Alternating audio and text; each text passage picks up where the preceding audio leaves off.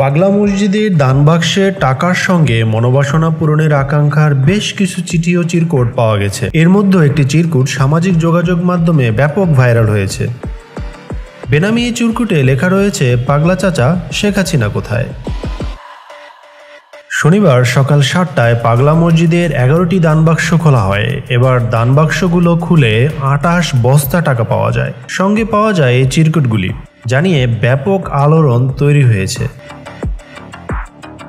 মসজিদ ব্যবস্থাপনার কমিটির সদস্য এবং মসজিদ কমপ্লেক্সের অবস্থিত মাদ্রাসা ও এতিমখানার শিক্ষক শিক্ষার্থী সহ প্রায় 4 শতাধিক জনের একটি দল টাকা গণনার অংশ নিয়েছে।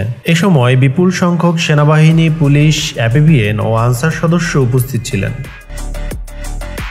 আসাদুজ্জামান, victorynews24.com।